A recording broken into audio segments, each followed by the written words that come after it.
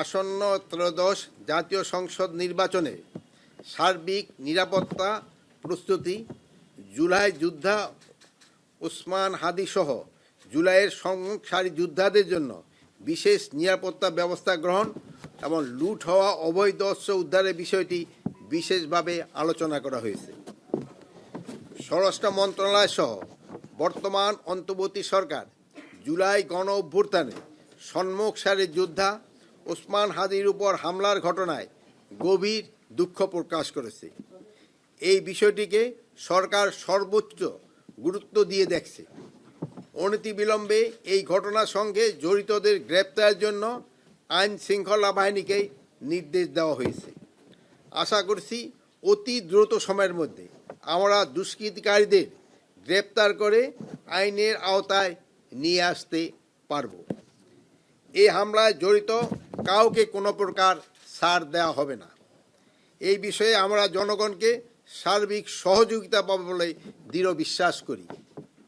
ওসমান হাদির উপর আক্রমণের ঘটনা আসন্ন জাতীয় সংসদ নির্বাচনকে বাধাগ্রস্ত করার অপপ্রয়াস বলে আমরা মনে করি।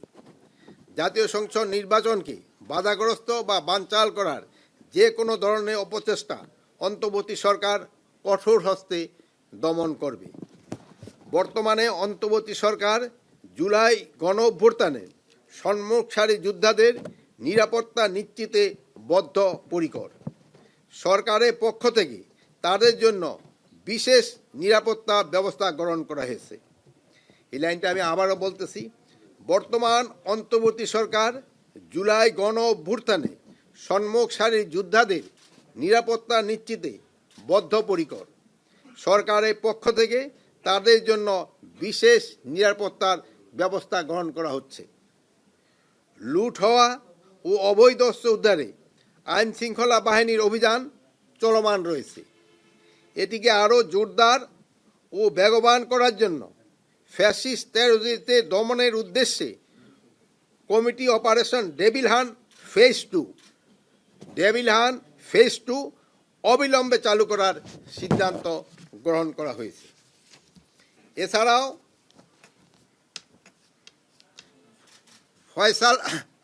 ওসমান ফয়সাল হত্যার সাথে জড়িত তাকে যদি কেউ ধরে দিতে পারে তার জন্য সরকার 50 লক্ষ টাকা পুরস্কার ঘোষণা করেছে।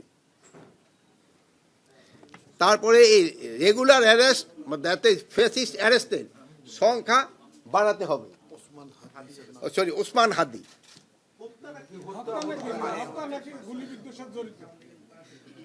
ওসমান হাদির গুলিবিদ্ধর সাথে যারা জড়িত তাদের ধরে দিতে পারলে 50 লক্ষ টাকা জড়িত।